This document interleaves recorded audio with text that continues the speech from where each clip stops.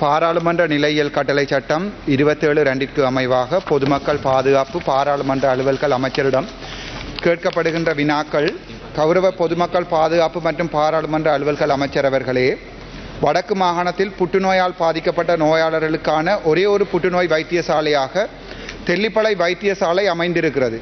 தெல்லிப்பளை வைத்தியசாலையின் ஒரு பகுதியாக புற்றுநோய் பிரிவு இயங்கி வருகிறது. வைத்தியசாலை மாகாண அமைச்சின் கீழ் வரும் பி பிரிவு ஆதார வைத்தியசாலை ஆகும். இந்த வைத்தியசாலையில் பொருளாளர் ஒருவர் கடமையாற்றுவதில்லை. இந்த வைத்தியசாலை நேரடியாக பிராந்திய வைத்தியசாலை பணிப்பாளர் நாயகம் வைத்தியர் கேதீஸ்வரன் அவர்களின் கீழ் மற்றும் மாகாண சுகாதார சேவை பணிப்பாளர் சமன்பத்ரன் அவர்களின் கீழும் நிர்வகிக்கப்பட்டு மத்திய அரசினால் நிர்வகிக்கப்படுகிறது. இந்த வைத்தியசாலையிலே புற்றுநோய் பிரிவில் பொறுப்பு வைத்தியராக கடமை புரியும் வைத்தியர் கிருசாந்தி அவர்கள் இந்த வைத்தியசாலையின் புற்றுநோய் பிரிவுக்கான தனிப்பட்ட பண கொடுக்கல் வாங்கல்களை செய்து கொண்ட வங்கி கணக்கிலக்க புத்தகங்கள் 2 பிடிபட்டிருப்பதும் அதை என்னால் இந்த பாராளுமன்றத்துக்கு இன்றைய தினம் சமர்ப்பிக்க முடியும்.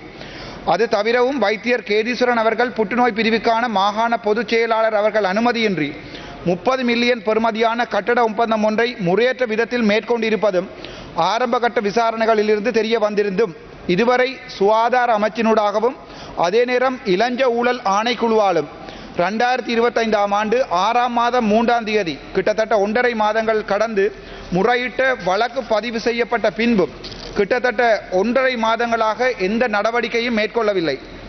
இது இந்த அரசாங்கம் தெற்கில் மட்டும் இளஞ்ச ஊழல் ஆணைக்குழுவை பயன்படுத்தி அரசியல் ரீதியான பழிவாங்கல்களை மேற்கொள்கிறது என்பதற்கு சிறந்த உதாரணமாக பொதுமக்களால் எடுத்துக்கொள்ளப்படக்கூடும். ஆகவே பொதுமக்கள் பாதுகாப்பு மற்றும் பாராளுமன்ற அலுவல்கள் அமைச்சரிடம் பின்வரும் கேள்விகளை கேட்க விரும்புகின்றேன். முதலாவது கேள்வி, இந்த விடயம் தொடர்பாக இளஞ்ச ஊழல் ஆணைக்குழுவில் முறையாக முறைப்பாடு செய்யப்பட்டிருந்தும் 2025 ஆண்டு 6ஆம் மாதம் 3ஆம் தேதி இன்று வரை சம்பந்தப்பட்ட இரு வைத்தியர்களும் கைது செய்யப்படாமல் உரிய நடவடிக்கை எடுக்கப்படாமல் இருப்பதற்குரிய காரணம் என்ன? இரண்டாவது கேள்வி, 2015 ஆண்டிலிருந்து இன்று வரை சம்பந்தப்பட்ட புற்றுநோய் அலகிற்கு பொதுமக்களால் நன்கொடையாக வழங்கப்பட்ட அரசாங்கத்தின் கணக்கில் வைப்பிலிடப்படாத பணம் எவ்வளவு? இந்த நிதி மோசடி தொடர்பாக இளஞ்ச ஊழல் ஆணைக்குழுவுக்கு ஆராய அதிகாரம் உண்டா? மூன்றாவது, புற்றுநோய் வைத்தியர் கன்சல்டன்ட் கிருசாந்தி அவர்களால் ஆர்டிஎச்எஸ் கேதீஸ்வரன் அனுசரணையுடன் பொதுமக்கள் இருந்து பணம் பெற்றுக்கொள்ளப்பட்டது தங்களுக்கு தெரியுமா? அப்பணம் தனிப்பட்ட வங்கி இலக்கங்களில் இடப்பட்டு வைத்தியசாலையிலிருந்து களவாடப்பட்டதும் தங்களுக்கு தெரியுமா?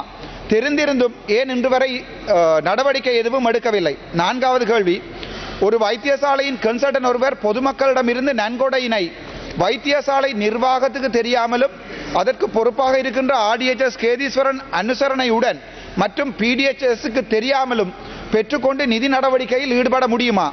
ஐந்தாவது கேள்வி, அந்த வைத்தியசாலையில் மாகாண சுகாதார அமைச்சின் செயலாளர் மற்றும் கட்டட ஒப்பந்தக்காரர் இருவருக்கும் இடையே ஒப்பந்தமின்றி தனிப்பட்ட ரீதியில் 30 மில்லியன் பெறுமதியான ஒப்பந்தம் ஒன்றை வைத்தியர் கேதீஸ்வரன் ஆர்டிஎச்எஸ் செய்திருப்பார் என்பது தங்களுக்கு தெரியுமா?